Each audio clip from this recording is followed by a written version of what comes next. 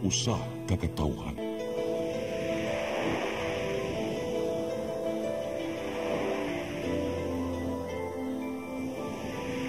Cebu Catholic Television Network.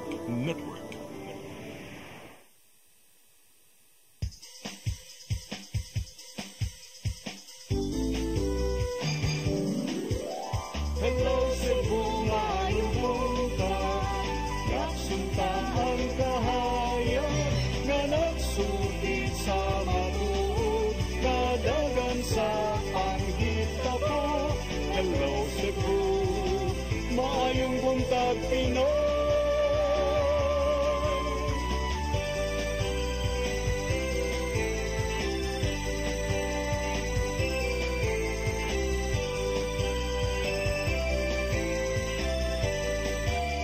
Ang katutulungan sa mga katahan. Hello Cebu,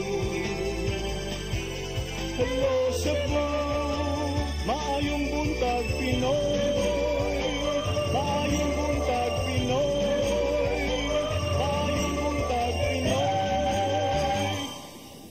Hello Cebu, maayong buntag Pinoy. Adlaw karon nga Miyerkules, Hulyo 24, tuig 2024. Ug karong buntag kami maoy makiguban kaninyo hangtod alas 9. Sangan sa atong regular host nga si Malu Inocando Tabar, ako si Crystal Joy Filerca. Ug ako si Attorney John Destacamento. Unya sa dili pa nato lilion ang mga front pages sa nagkadaiyang lokal ug national nga mga newspapers, ato sa susihon ang latest weather update na sa tong linya si Sir Mark Gales. Sir Mark, good morning. Good morning, sir. May buntag, Attorney John and Ma'am Cristel sa itong mga sugindig paminaw. Kino latest update bahin sa kahit na sa manahon o sa tuwag ginabantayan nga si Bagyong Karina. Si Typhoon Karina nagkanang magkakusog sa dihang nagpaduol ni diha sa nasud sa Taiwan. As of 4 a.m. ang iyahang sentro na himutang 290 kilometers ang silangan o northeast sa may Itbayat, Patanes. Ang maong bagyo dunay maximum sustained winds o kusugod sa hangin na maabot sa 155 kilometers per hour doon sa sentro and gustiness mo kabat sa 190 kilometers per hour. Irog gini karon pa amin ang kasadpan sa gipaspason na 25 kilometers per hour. Base sa latest track and intensity forecast, ang maong bagyo magabatay magairog pa amin ang kasadpan paduol dito sa nasod sa Taiwan. And expected na kagawas din sa itong Philippine Area of Responsibility sa sunod na 24 oras ugma sa buntag. Sa karon ang tropical cyclone wind signals number 2 naka-reach gyapon sa Batanes, si number 1 ta sa Magabuyan Island o sa northern portion sa mainland Cagayan. And sa karon ang kining maong bagyo dunay direktang epekto dito sa Batanes o sa Buyan Island o sa may amenang bahin sa Northern Luzon.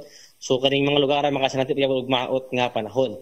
Diri sa bang dapit sa tong nasod diri sa NCR sa may Metro Manila, sa may Southern Luzon, sa may Western Visayas ug Negros Island, makasilati sila aning enhanced o napakusog nga southwest monsoon kun habagat.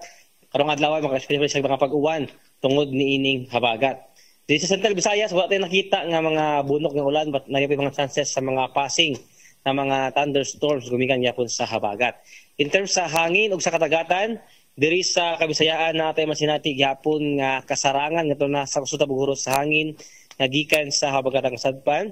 Di na tuwang katagatan na gyapoy kasarangan ngadto na sa Baloron na kahimtang again tungod sa napa-enhance nga southwest monsoon kun habagat. Ang awag itong mga igsuunan, labi na itong mga doon nagagbisakin ng pandagat na di lang sa mulawig karong mga panahon na tungod sa peligro aning Baloron na katagatan tungod sa habagat. At ang ito sunod nga bulletin karong alas 11 sa buntag para sa latest update ani ni Bagyong Karina. O dili na ko ito yun sa buhatan sa DOSC pagkasamagtan kini si Mark Gales maayong buntag o daghang. Sir Mark? Yes sir. Yes, Sir Mark. Kining aside sa Bagyong Karina, sir, naabatay laing gimonitor nga lain nga weather disturbance, whether in or outside PAR. As of So, for sa karon sir, no? Wala tay ginamonitor nga LPA o bagyo, aside aning Karina. Sa karon mga panahon na wala nakita po, so wala tay ginamonitor. And based sa tuwang long-range forecast, sa tuwang tropical cyclone threat potential sa musunod na 2 ka semana, so wala tayong nakita nga potential nga daotang panahon o LPA o bagyo na posible makapekto diri sa ato ang nasod. But wala ito tangtanga ang posibilidad na mo pop na mga LPA, but again less ang chance niya na ma-develop ito bagyo. But ato lang ako sa mga isuna na mag-update ang yapon ta sa mga latest warnings or advisories sa pagawas sa Pag-asa. Okay, so far sir, ang kinirang habagat no, ang ato ang gi-monitor karon nga posible nga makapakos og mga pag-uwan-uwan. Yes sir, atong kining habagat sir mo gini atong pinaka main weather system karon sir na naka-affect karon diri sa Visayas. Mo ni nang kadala karon karing hangin-hangin no, kung matikdan na to sa atong palibot karon apo ang mga kahoy nagasway-sway gyud, nagaliyok gyud tungod sa hangin aning habagat. Expect sir mga karong Biyernes o Sabado weekend mulora na ito ang hangin sir. Okay. Medyo muhinay na nitong habagat tungod kay mulayo na ato ang ginabantayan nga si Bagyong Karina sir. Okay, daghan salamat Sir Mark Gales from Pag-asa Mactan. Ug karon atong tan-awon ang mga front pages sa lokal ug nasyonal nga pamantalaan. Atong sugdan sa Sunstar Daily. Unrealistic income projection flagged by Commission on Audit. Sa super balita, esthetician ng scam gidakop. Sa The Freeman, bogus beauty doctor nabbed. Patient's face became hard, swollen. Unya sa The Freeman Banat News, peking doktor gidakop sa NBI, babay ni reklamo kay nihubag iyang naong. Sa Philippine Daily Inquirer, PNP removes all 75 cops from Vice President Security Detail.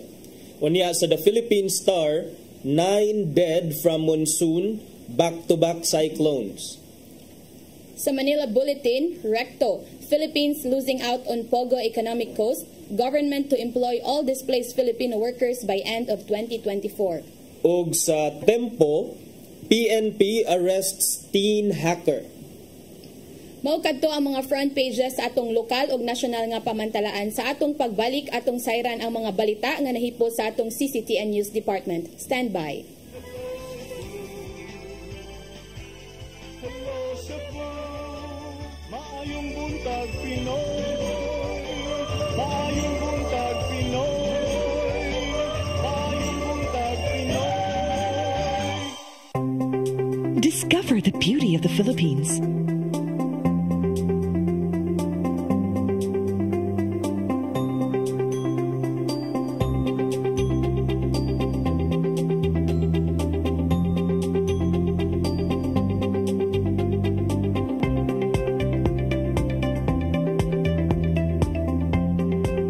With Philippine Airlines, the country's flag carrier.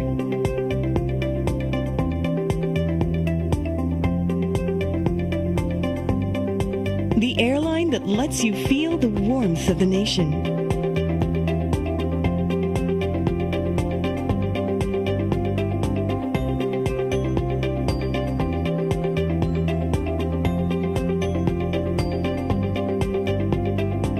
Mabuhay!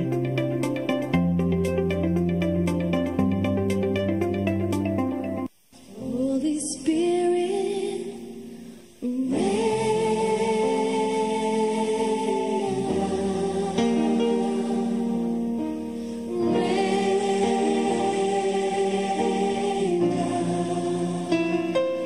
oh, comforter and friend, how we need your touch again. Holy Spirit,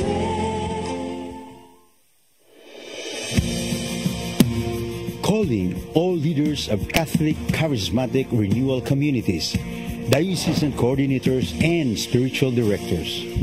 Be equipped, be formed, be informed of the worldwide movement of the Holy Spirit through the first National Charismatic Leaders Conference to be held on July 27 and 28, 2024 at the International Eucharistic Congress Convention Center in Cebu City.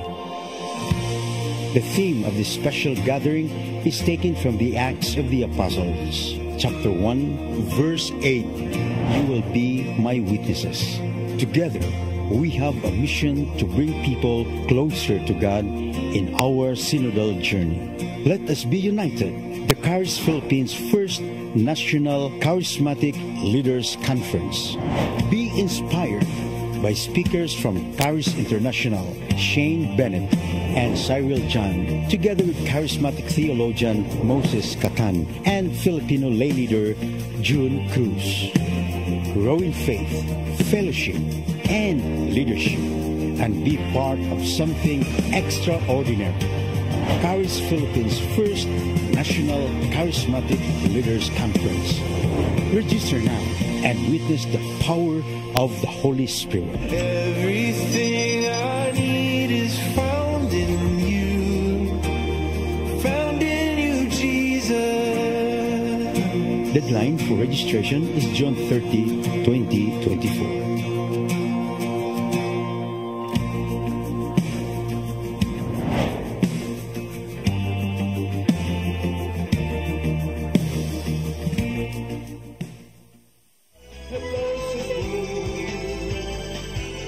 Hello Cebu, maayong buntag Pinoy, maayong buntag Pinoy, maayong buntag Pinoy.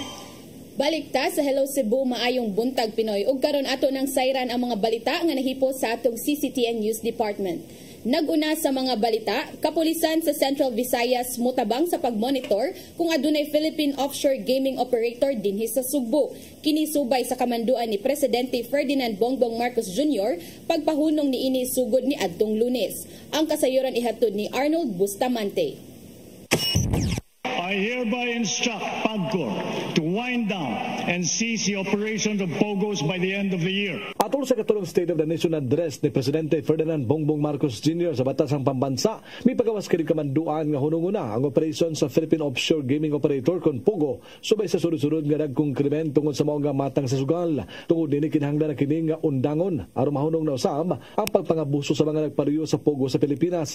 Si Police Lieutenant Colonel Gerard Days Pilare, ang spokesperson ni Police Brigadier General Antonio Aberin, hepe sa Police Regional Office 7, nagkadayon ato sa Open Line Forum nga sa miagi mga tuig do na sila nasayran nga nag-operate nga 5 ka lisensyado nga POGO sa Sugbo apan dili na kini aktibo sa pagkakaron. Apan gibutyag ni Pilare nga wala sila muhunong sa pagpadayon nga monitoring aron pagsiguro nga walay nag-operate nga POGO sa Sugbo o sa Tibok Central Visayas kay kung doon na sila mabantayan ila kining pahunungon subay sa kamanduan sa Presidente. Just to give you a background, in Cebu, previously we have monitored licenses. No? Na mga POGO in previous times, we have at least recorded at least 5 POGOs operating in past years, but they are inactive already.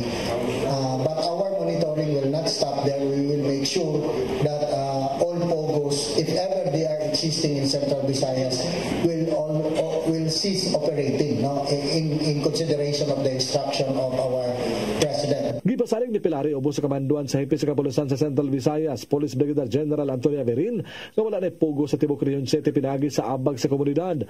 Giyabagino niya ang publiko nga tabangan sila sa pagbantay nga kung doon na sila nahibawan labot sa mga sugal, ipahibaw dayon sila aron nila ning kahatagan dayon og aksyon. We assure the public that Pro 7 under the leadership of Police Brigadier General Antonio Aberin will make sure that there will be no POGO in Central Visayas, and of course the main ingredient of this implementation is the support of the community. We would like to encourage everyone who have knowledge, who has knowledge of any operation like POGO. Can you please report it to us so that we can take action immediately? Tip sa monitoron sa kapulisan ang mga nagpakaaron ingnon nga mga business process outsourcing kon BPO apan nag-operate na di ay kinig POGO. Arnold Bustamante, CCTN. Samtang mga baboy nga namatay sa bukirang bahin sa dakbayan sa Sugbo, kinahanglang ipaubos sa confirmatory testing. Kini maoy himuong lakang aron mapamatud-an kung namatay ba ang mga baboy sa African swine fever. Ang kasayuran ni hatod ni Mary Rose Sagarino.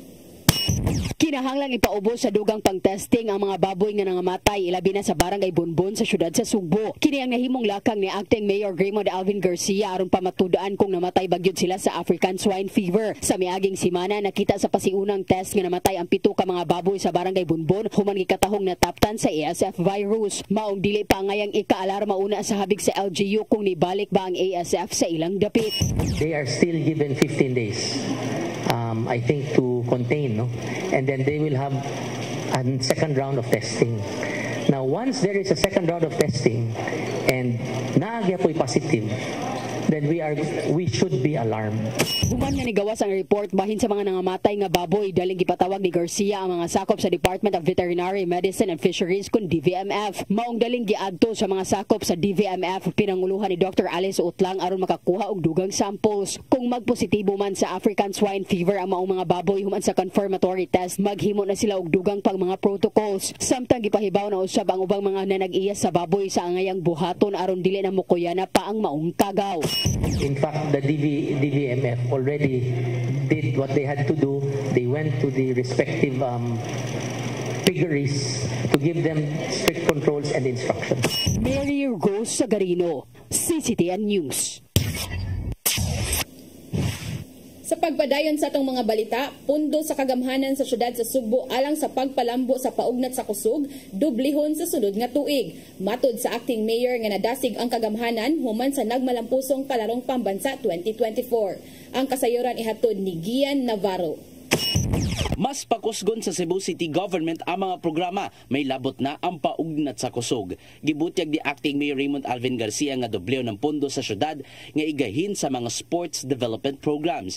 Giangko niya nga resulta nun kini sa nimong kadasig human sa malampusong pagpaygayon sa palarong pambansa 2024 dinhi sa Sugbo diin daghang mga Sugboanon ang nagbadaugon. Pinagi sa pagpakusog pa sa sports program sa syudad, ilabi na ang grassroots program lauman nga makakuha og dugang pang mga kampiyon sa managlahing natad. It will show that the Cebu City government is very supportive of our athletes and is very supportive of our sports programs because makita man gud nato nga kaya man diay nato. Wala pa sa ihatag og dugang pang detalye si Garcia kung hisgutan pila ang pondong igahin sa sports development program sunod tuig. Nabutyag kini ni Garcia human mihatag og pahalipay sa mga taga Cebu City nga nakakuha og medalya sa palarong pambansa sa milabay lang nga semana. Kini isip pagsuporta og pag-aghat na usab nga pakusgan sa dakbayan ang sports development. No, all it needs is really support from the government, support from the schools, support from their families, and they can attain goals. Sa naibahin, walay mamahimong kabag-uhan sa entrance fees sa Cebu City Sports Center karong giablian una ang track oval ngadto sa publiko. May mo kining gamiton sa tanan gikan alas 5 sa buntag hangtod na sa alas 9 sa gabi. Gian Navarro, CCTN News. Sa laing balita, Charter Day bonus sa syudad sa Mandaue alang sa mga empleyado gipaminusan. Gikan sa 15,000 pesos, gihimo na lang kini nga 3,000 pesos. Ang kasayuran ni hatod ni Mary Rose Sagarino. Karong Agosto 30 na ang ika-56 nga anibersaryo sa Charter Day sa syudad sa Mandaue. Sa naandan ang tanang empleyado sa City Hall makadawat og Charter Day bonus agi og pasalamat kanila. Apan itandi sa ning labay nga mga katuigan diin 15,000 pesos ang madawat sa mga regular nga empleyado. Karon gipaususan kini ngadto lang sa 3,000 pesos. Matud ni Council Marie Emeline Cortez Zafra ang chairperson sa Committee on Appropriations, Budget and Finance nga ang kabaguhan gipatuman subay sa guidelines sa Commission on Audit. Namang uban gyud ana nga mangutana nga nung 3,000 lang compared to the other milestone years nga gi-celebrate nato. Our city budget officer attended a seminar early this year, and Mandaue was one of the LGUs nga gi-flag ni COA nga so mao to gi-cite man gud nila nga wala day basis nga maghatag og kanang incentives. Matod ni Zafra nga gi-flag sa COA ang Mandaue sa paghatag sa kaniadto nga 15,000 pesos nga incentives nga giingong walay basis. Matod ni Zafra nga gituman lang karon sa syudad ang COA aron wala usay mahimong disallowances sa umaabot. Ato is gipungan lang nato nga dili na lang sad nga bugat sa ato ang mga empleyado nga mag kanang madidak na sad sila if madisallow na sad. Dagan-dagan ang LGU sad gyud no ang gi kuan sa COA dua ani. So mauna for this year ni decide na lang nga kanang mo abide ta sa unsay na sa circular nga 3,000 na amadawat kung siya kanang unsa ni anniversary bonus. Gawas sa regular nga mga empleyado, makadawat usab og Charter Day bonus sa mga job order employees, clean and green personnel ug barangay health workers. Sila makadawat og 5,000 pesos subay sa 50 city pesos nga pagtaas sa ilang matag adlaw nga honorarium gikan Abril hangtod Hulyo. Mary Rose Sagarino, CCTN News. Sa atong katapusang balita, moabot na sa 2.4 bilyones ka pesos nga balor sa illegal nga drogas ang nasakmit sa kapulisan sa Central Visayas sukad milingkod sa katungdanan si Presidente Ferdinand Bongbong Marcos Jr. 99% sa ilang nagdakpan nga mga drug personalities pulos na mga kumbikto sa ilang kaso nga giatubang. Ang kasayuran ihatod pagbalik ni Arnold Bustamante. Sugad milingkod sa katungdanan si Presidente Ferdinand Bongbong Marcos Jr. nito ga 2022 mabot na sa 2.4 bilyones ka pesos ka balor sa illegal nga drugas ang nasakmit sa Police Regional Office 7 subay sa subsub nga war on drugs nga ilang gipatuman. Sa mong ginaganon sa supply sa illegal nga drugas nga ilang nasakmit, nakasikop sila og dulan sa 17,000 ka mga drug suspects, di 99% sa mga mga nadakpan, pulos na kumbikto sila nga mga kaso nga giatubang. Mato ni Police Lieutenant Colonel Gerardice Pilare, ang spokesperson ni Police Brigadier General Antonio Abirin, na ang mao nga ginaganon sila nga nasakmit og malampuson nga pagkasikop sa mga drug suspects tungod kini silang aggressive, focus, highly analytical ug pagtamod sa tawhanong katungod nga kampanya batok drugas. Una na nga mipahibaw si Marcos atol sa State of the Nation address nga magpadayon ang bloodless war on drugs sa iyang administrasyon. Upon the assumption of our president in 2022 up to now, ang atong na-confiscate nga illegal drugs sa Central Visayas alone would now total to 2.4 billion worth of illegal drugs. Now, this will tell us our aggressiveness in the fight against illegal drugs. And this has also resulted sa pagka-aresto sa mga drug suspects nga may total na almost 17,000 ang na-incarcerate as a result of our aggressive, focused, highly analytical, and human right adherent illegal drug campaign. Sigarbo ni Pilare nga sa halos tanang nadakpan nila sa mga anti-illegal drug operations, pulos kini na kumbikto sa kaso dito sa korte nga nagpasabot lang nga ang tanan nila nga operasyon nasubay gyud sa balaod. Subay ni sa sulod sa 3,003 ka mga barangay sa Timog Region 7, 71% usab niini ang gideklara nga drug cleared sa Regional Oversight Committee on Barangay Drug Clearing Program. Mato ni Pilare nga nagpasabot lang kini nga ang kapulisan ug mga ahensiya sa gobyerno wala magbase sa kung pila ang nasakmit nga illegal nga drugas ug nadakpan nga mga drug personalities apan nagbase sila kung pila ka barangay ang na-clear gikan sa illegal nga drugas. Kining atong government approach against illegal drugs, we have this program called Barangay Drug Clearing Operations. No? Usa ni siya ka proseso nga ang usa ka barangay i-declare nga wala na gyoy affectation sa illegal drugs. As of now, out of the 3,003 barangays in Central Visayas, we have already cleared around 71% of these barangays. So this will tell us na ang atuang pagkontra o pag-away sa illegal drugs, analytical kayo, kay dili lang taga-base sa pila ka buok ang nadakpan, pila ka shabu ang na-confiscate, but pila ka barangay ang na-cleared from illegal drugs. Ni Pilare nga kung kaniadto dunay mga hardcore nga mga drug group nga naglihok sa Central Visayas apan kining tanan pulos na puhag sa kapulisan ug kining nagpabilin sa pagkakaron mao na lang ang mga ginagmay nga grupo nga may mudawat sa gipalusot nga supply sa illegal nga drugas gikan sa silingang rehiyon sa Pilipinas. Arnold Bustamante, CCTN News. Mao kadto ang mga balita nga inyong nakita kagahapon sa Sayre 47 nga nahipo sa atong CCTN reporters. Sa atong pagbalik ato ng pagaisgutan ang pipila ka mga isyu nga manginlabot ang lungsod ug ang nasod. Please stand by.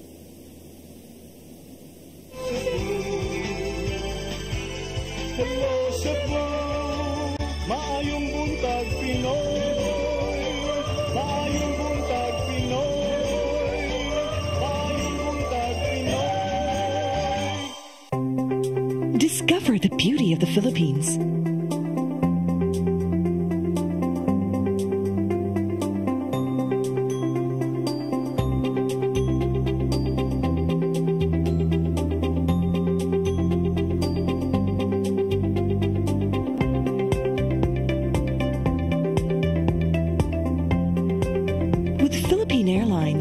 country's flag carrier.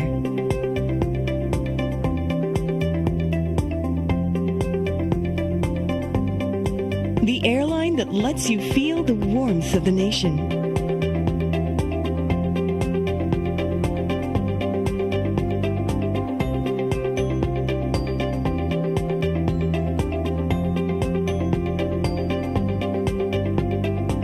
Mabuhay.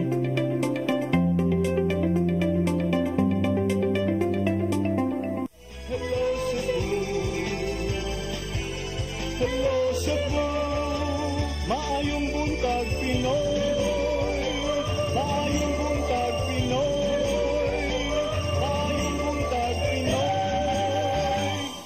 Balik sa Hello Cebu, maing buntag Pinoy. Unya arita sa tong pagisgot-isgot partner last week, dunay balita sa Lapu-Lapu City diin usa ka turista nga gikan sa 43 years old nga turista gikan sa Cagayan de Oro City ang mitaliwan, namatay in town human sa giingon nga balloon jumping incident diha sa usa ka resort sa Ulango Island. So kining babay nga turista mi kuani siya ni position siya ubo diha sa jumping balloon nya ang katong staff sa worker maoy nilayat aron unta mo bounce siya padung sa tubig, but unfortunately partner, instead nga sa tubig siya mo land na didto siya ni wala makontrol niya iyang pagbalitok maong ang iyang ulo ang nag-una niya diha siya ni landing sa jumping balloon sa balloon mismo. Siya dito. Sa balloon mismo. So dili siya sa tubig ni land, and then na eventually from the balloon nahug siya sa dagat, and then gi-rescue siya kay wala man mura man siya nakuyapan kadiyot. So gidala sa ospital, pero after a week or so namatay yun in town ang maong turista.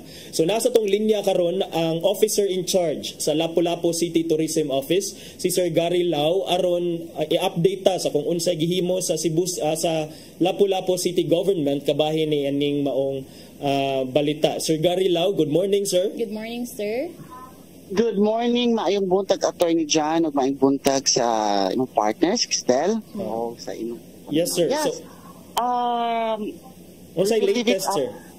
Yeah, the Lapu-Lapu City Police, mao may ato namang gitugyan sa ato ang kapulisan ang investigasyon, and as of now the operation of that resort is still suspended until such time that our Lapu-Lapu City Police can give the full report to the mayor whether or not the continuance of that water activity will continue. We checked it with the City Treasurer's Office, and we found out that na-permit ang ilahang resort, but as of the activity nga inana nga sports activity, murag natanaw na to nga murag wala. So mauna nga the City Tourism Office likewise nagpa-inventory ta to all establishments and even the resorts kung naaba sila susama ni ining mga aktibidades. This is so unfortunate, Attorney John, Cristel, kay ang maong panghitabo. This is just an isolated case, no? But nevertheless, the city government ni take it action mo tang nagpahimo ni recommend ang atong tourism ni recommend yun ta for the immediate temporary closure, no, while the investigation and we will decide further steps para pag-prevent niining mga panghitabo. And then Attorney John, we've heard that the family of the victim as well as the management murag naaman to sila they sit down and naaman to sila settlement na gibuhat, which wala na minitik deeper unto as to what settlement that na ilang gibuhat. So at least ang maong panghitabo na put into closure dihang dapita, no? Kiha walay nagkiha ingon ni ana. And as to the kuan, if this will affect our industry here in Lapu-Lapu City, I think dili siguro, no? Kaya as I said, just an isolated case, and the city government, paghibaw gyudayon nato, take action ng gyudayon punta. Sir Gary, you mentioned, sir, nga the resort itself is naa siya'y business permit, naa siya'y permit to operate, pero ang water activity nga balloon jump wala. Unsa jud ang paagi, unsay proseso gyud, sir? Ang mga resort owner ba kinahanglan sila mo adto sa city government mo report nga mao ni ang mga activities namo nga gipang offer, and then the city government will have to inspect. Unsa ang paagi ani, sir? Para lang dapat ingon ni ana yun, Attorney Jan, no, they have iliga tanan kung unsay ang atong operations within the establishment, so that the city government can also kinaaman po yung mga measures. In fact, in yesterday's our coordination meeting with the Marina, the Lapu-Lapu Tourist Police, as well as our tour guides and boat hoppers, no, nag-sectoral meeting man gyud to hear bitaw naa ginaana para, for example, naatay establishment nga gitukod nga naatay shall we say swimming pool nga gibutang naaman sad siya requirements na is naa kay ingon ni ana dapat kompleto, dapat naa kay lifeguard, dapat naa kay ingon ni ani kana mao nay dapat iliga brought up tanan, so that the city government can expect, as well as the other agencies can expect nga oy na kinahanglan butangan din siya gingon ani kinahanglan na ay measures na put in place ingon ni aning dapita. Okay, nya kay wala man ni gidiga matod pa nimo, Sir Gary, so karon ang cease and desist order is still prevailing, it's still in effect. What exactly does a cease and desist order? Unsa may gipangayo sa city government? For the resort to temporarily close una ang ilahang resort until further na nakita na nato ang full report ni isat ni punya sa atong police, at the same time ang kinsa tong gipangtagaan og taha sa ato ang mayor. Okay. And use na kay pangutana Ma'am Cristel, wala. Kaya pero so far, Sir Gary, sa mga na kuan ninyo sa other mga resorts nga nag-offer og mga extreme kuan, na ba mo yung mga nakita nga nag-offer pod og mga similar water sports activities nga inyong nakita karon? So far, we are just waiting for the report. As of now, we were conducting an inventory and a report, and even we are so thankful for our partner agency, the Maritime, na conduct sila og mga random checkpoint, random surprise checkpoint sa mga resorts and even the establishment during the amuang coordination meeting na gipahigayon.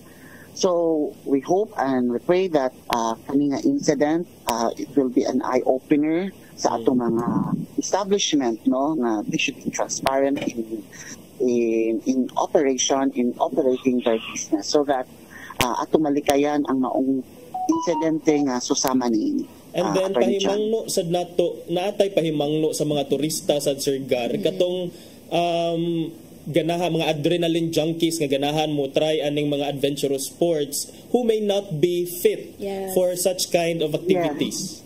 Yes, exactly. Prior sa maong gibuhat daw na nila, Attorney Jan, Cristel, na-asay waiver ipermahan. No, actually ikatulo to ang victim na nibuhat o ato first kaduha mo ragad iyahang man tong anak. So mo to ikatulo ang mama. So mo una ang much we wanted na kuan kay sakit for sure, it's very painful to the family about aksidente nga nahitabo, Attorney Chan. So mo ni atong gipang hinautan na susama ni ini nga wala nay sama nga panghitabo ni ini, no, an isolated case happened in the city of Lapu-Lapu. Okay, daghan kay salamat, Sir Gary, sa updates regarding anang balloon jump incident sa Olango Island.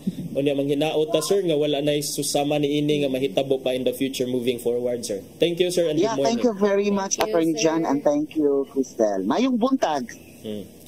Magandang mahigala si Sir Gary Lau, ang OIC sa Lapu-Lapu City Tourism Office.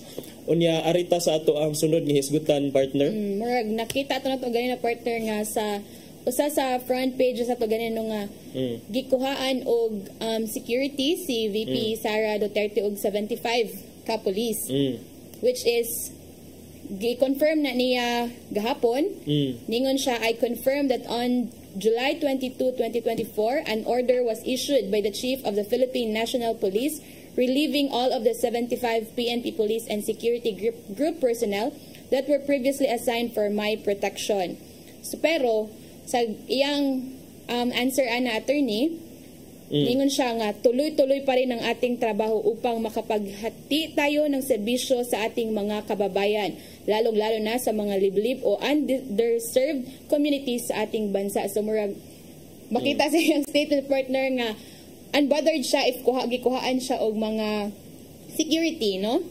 Bisag I think this is tanan na 75. So mahog nga wala na siya security ani nga as of now. Yes, and ang ato lang klaruhan ang kining security is gidetail ni siya gikan sa Philippine National Police nya gitangtang gilibkas sa ni PNP chief ang yang mga more or less 75 ka mga security detail nya karon wala na siya yung mga security escorts nga mga police nya. But looking at the picture partner, ang akong tanaw ani is murag this further worsens the ongoing para nako conflict between the president and the vice president. Although dili ang presidente mismo maoy ni issue sa direktiba nga kuhaan siya og security detail, but the person who issued the directive is directly under the president. Yes. Ang PNP chief. So kani murag makita na to nga recently ni ingon si Sara nga dili sa mutan-aw sa SONA. Okay, continuation sa ilahang rift sa ilang conflict, and then now nibaw sa sanang PNP chief dili gitangtangan siya og kuan, gitangtangan siya og escort nga mga police escort. So unsay tan-aw nimo ani partner? Murag, I agree with you partner nga murag kanino murag usa na ni ka kuan nga nagkagrabe ang conflict between them, and unsa pa katong expect partner in the next na pud nga mga days nga kanang mga unsa na pud kay mga actions ba nga makita nato nga kana makaingon ta nga uy nagkagrabe naman ni kay karon gitangtangan na siya og security. What's next to come ba?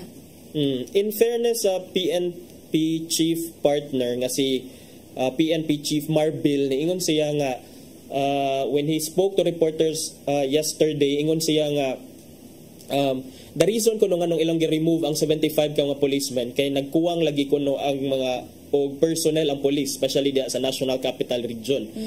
But I don't think this is really the reason para lang nako kay the office of the president kanang nga security detail dugay na nga gidetalye diha sa para sa vice president's office unya. Karon na jud ka makarealize nga kulang og 75 ka mga tawo mao kuno nga kini mga 75 ka mga police wala ni sila gipangtangtang sa ilang mga pwesto. They were merely reassigned from the office of the vice president to other assignments. So sa gingon pa nimo partner nga they are reassigned. Nay statement po na si VP Sara nga giingon siya, I do hope, however, that with this latest directive of the Chief PNP, we hear less cries from the people regarding the proliferation of drugs in the country and that even fewer shall fall victim to various criminals. So meaning, murag, gipasabot niya nga nawadan siya security, pero nang hinaot si VP Sara nga katong mga 75 cops, murag manrabaho na sa kanang more on, they are doing their job nga para mukuan sa mga drugs, sa mga mapugngan ang mga crimes. Inga na ba, at least, mura bitaw, gitanaw niya in a positive siguro nga outcome nga, ang pagtangtang sa iyahag security, murag makatabang sa kadaghanan. Maybe, iyahan na lang sa ng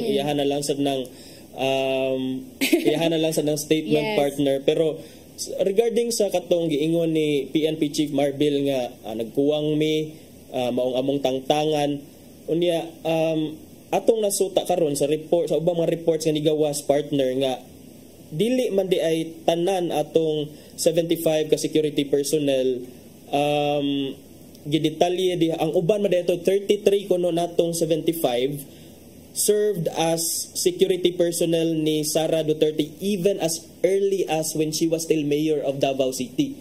So dugay na kay sila nag-serve and then karon gipangtangtang natangtang silang appeal. So even before she was still mayor in Davao City, nag-serve na sila as security, and then karon appeal sila sa mga nakatangtang. So that also bolsters the the mga hugon-hugon nga maybe there could be something aning pagtangtang og security. Murag na jud na ka ng deeper reason, partner, no? Kay ganun karon na lang murag nanay, we know nga nanay conflict between them, unya karon pa ni nang gawas nga inga ba tangtangan ng kagkalit nga we know man di ay nga dugay naman di ni nagserbisyo ang mga kapulisan nya moingon karon nga nakuwangan. So I think every year man siguro daghan man siguro ang mga passers sa atong mga licensure examination for sa mga police, and then siguro makuan man nato nga daghan pud ang nisud na. So every year expected nato nga modagan ang population sa mga PNP, but how come nga nung nagkuwang naman ni karon, no?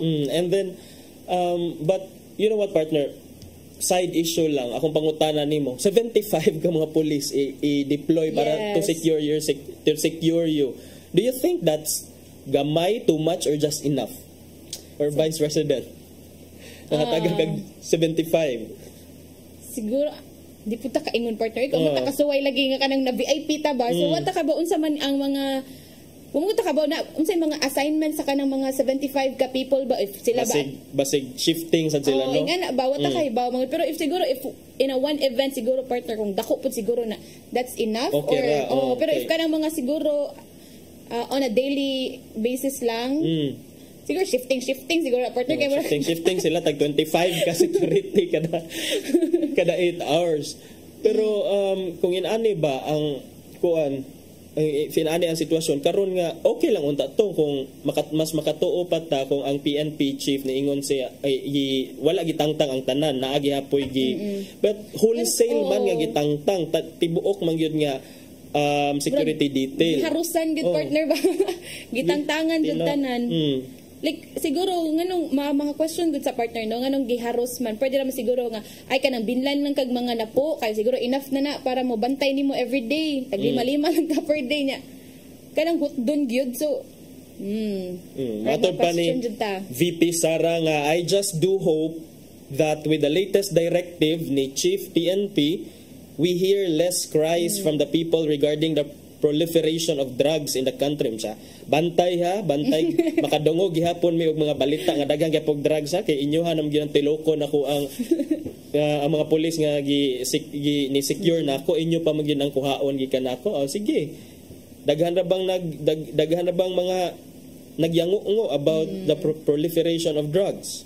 Mao gyud. So mao gyud ang gikuanas ni VP Sara lagi nga siguro as a way bitaw nga makuan pod niya, makita niya ba nga reasonable ang pagtangtang sa iya og mga kuan. So dapat i-prove pod siguro nga dapat kaning mga tawhana kaning 75 ka mga pulis inyong gikuha dapat na ni mga murag mutabang sa pagbantay sa security or sa pag pag kuan sa mga drugs ug sa mga criminal sa atong nasod. That's right, and it would be interesting to see, partner, unsa pa kahay mga further measures nga gikan sa administration ni President Bongbong Marcos ang mahima ka adversely affect karon kang Vice President Sara Duterte, human siya ni publicly declare nga first ni resign siya, so human siya ni buwag sa gabinete ni Bongbong Marcos. Sa pa kay mga next nga mga so ato nang atngan, partner. Unya ari sa ta sa laing before nato paminaw ng pulong og kinabuhi napatay mga 5 minutos, partner. Ganasan nako to lakbitan og hisgot kato bitaw, partner, mga issue hot issue karong hot pa sa zona. Unsa man, partner? Katong usa ka waiter kuno nga gipabarog sa usa ka transgender woman, si former Cebuano television personality si Ma'am Jude Bacalso. So na-report ni siya, partner, nga gibash ni siya heavily on social media because matod pa nga a waiter was made to stand for 2 hours for mislabeling or misgendering her. Instead of ma'am, gitawag si Jude Bacalso og sir sa maong waiter. So kining misgendering kining unsay imong for sure the social media murag nagkagubot yun sa social media partner because of that. But unsay imong panahom regarding this issue, partner? Siguro partner sa akong kuan lang siguro ang kuan man gud doon kay 2024 naman good partner, we have the freedom to express ourselves nga kanang kung gusto ta in a way nga manamit taing ani, like we have the freedom siguro, pero ang kuan lang pud no nga gusto siya magpatawag og ma'am, but ang problema man good partner nga karon nay uban mga tao pa man good nga ma-confuse pa how do you call them, like ilang mga pronouns ba, like they are not aware nga unsa ka itawag ani niya no ma'am or sir, not because dili sila gusto mo tawag niya og ma'am, but because dili sila educated pa so unsa imong gender, how do you want to be kanang pronouns ba kanang murag kuan pa partner, sakto good ka partner nga kanang siguro dili pa tanan nang na-educate nga kanang if ingani nga mga kuan ingani sila manamit, you should call them ma'am, you should call them sir na ingana ba, pero sa kuan man gud nga murag napa siguro sa ato a partner nga close-minded pa or kanang wa pa ta na tarong pag dili pa ta widely open ba, di pa ta kanang fully accepting nga nanay mga tao nga gusto ingani sila manamit nga gusto na sila magpatawag og ma'am, just like sa kani kay Ma'am Jude. No ang kuan karon sa internet partner, di ba, dagan ang ni-bash ni ma'am nga kanang tungod nganong inganaon man gyud daw nya, at the same time daghan pud ang ni kuan sa waiter ni side sa waiter, pero ang sentimento man gud sa most of the netizens kay it's not much on whether you were called mom or sir. It's okay man to educate people, but the manner by which Jude Bacalso did the educating part was what did her. Kay para sa mga netizens man good, they believe nga you don't have to make a waiter stand, although gi-clarify man to nga wala man siya ni insist, wala man siya ni order nga okay magbarog ka diha. Ang ilaha ang waiter jud kuno ang nibarog, but ninana sa dang uban nga then why did you not made him sit in the first place? So and then it appears nga medyo ato lang klaruhon nga si Ma'am Jude Bacalso naka-issue naman siya og apology and official statement nga na okay na ang tanan, they tried to settle everything, and then so kini ato ang pagisgot-hisgot mura na ni siya kining postscript lang ato nga issue kay makapukpo man sadta og mga pagtulunan gikan ato.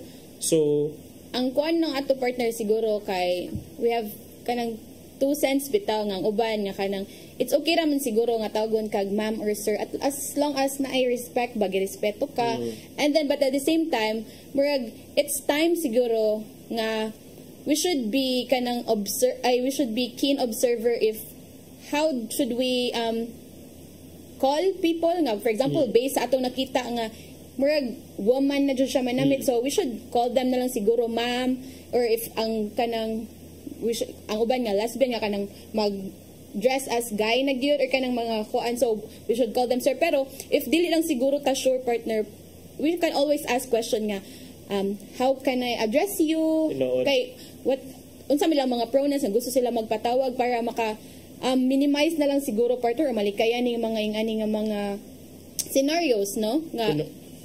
That's true partner, kay kining mga members of LGBTQIA+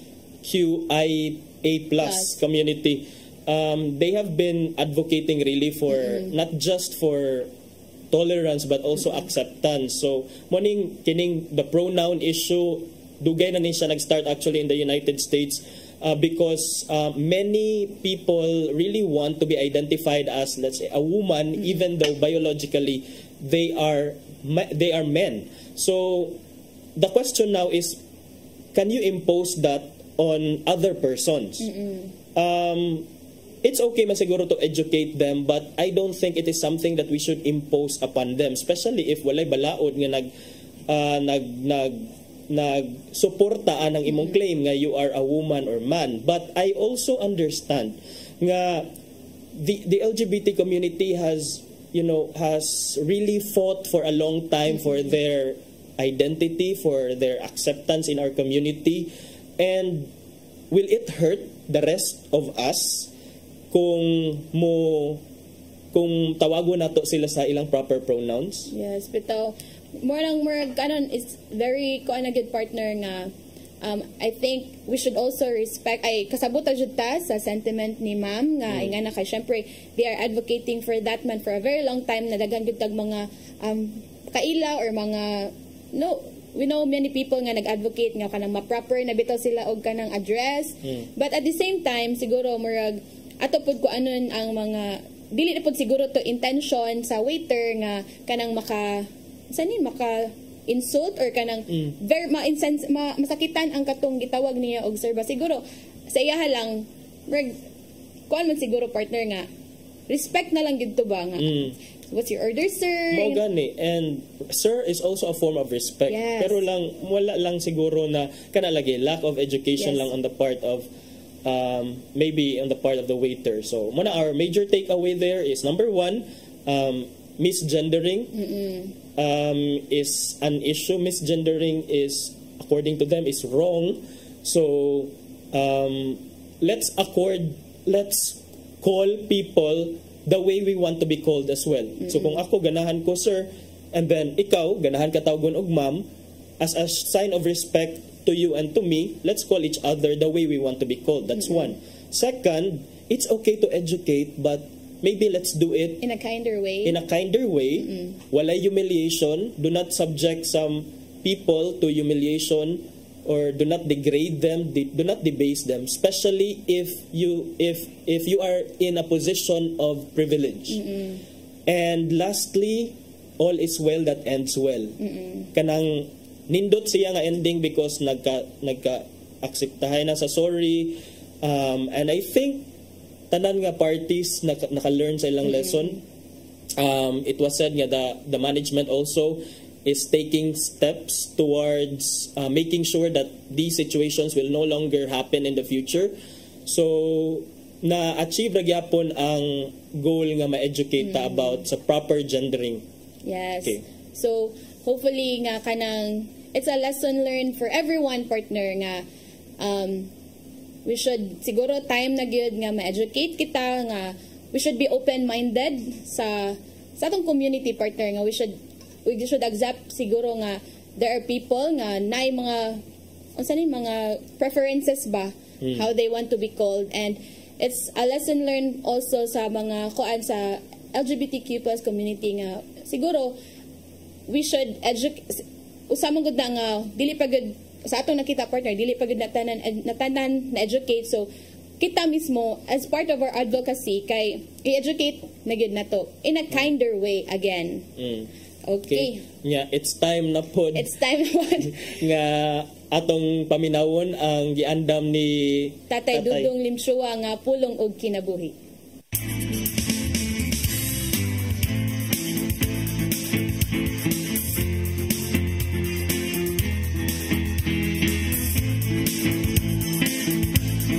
Ang pulong mo, ang diwag sa dalan ko. Ikaw mismo, kinahanglan maghimong panag-ingnan so sa kamayong buhat. O sa imong pagpanudlo, ipakita ang kamatinudanon o kaligdong. Gamita ang mga mayong pulong nga dili kasaway. Aron maulawan ang imong mga kaaway tungod kay wala sila ikasulti, dawtan batok kanimo. Kini nga itong mabasa diha sa Tito 2:7 ato sa 8 na nangingon ang bot ipasabot nini nga kitawag sa Ginoo aron mahimong panag-ingnan. Aron nga itong ipakita sa atong isig kaingon nga way sukod ang gugma sa Ginoo. Gawa siya mga pasidaan ato sa nga mabasa diha sa mga pulong nga budasig kanato. Gidasig kita nga may mga matinudanon.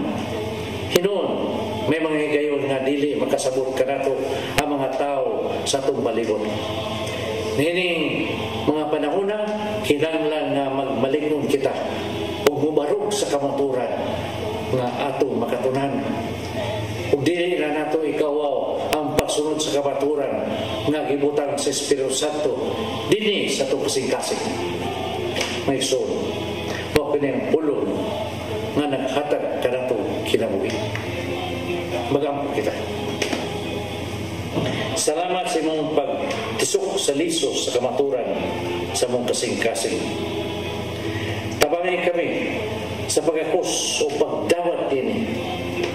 Ug himuha kaming likon sa mong pagbaro sa kamaturan. Amen. Sa samahan sa anak sa Espiritu Santo. Ang pulong mo, ang diwat sa dalan ko. Pulong og kinabuhi ni Tatay Dudong Limchua mo ay nagtapos sa atong tulumanon. Ato sang pasalamatan ang Philippine Airlines. Thank you, Sab, ni Archbishop Jose Palma, Nanay Diana Limchua ug Tatay Dodong Limchua. Ato sang pasalamatan ang atong News Manager, Sir Dennis Tabar, atong technical team, Sir Robert, Ma'am Inday, Sir Matmat ug Ma'am Joanne. Nilapod ni Sir Michael, Sir Rodel, Sir Raymond, Sir Bruce, and Sir Ferdy. Thank you. Wala na gud tay igong oras, partner, no? Manamilit na lang tasangan sa atong regular host nga si Malu Inocando Tabar. Ako si Crystal Joy Filerca. Ug ako si Attorney John Destacamento. Salamat sa inyong pagpakiguban kanamo karong buntag sa Hello Cebu, Maayong Buntag, Pinoy. God bless us all.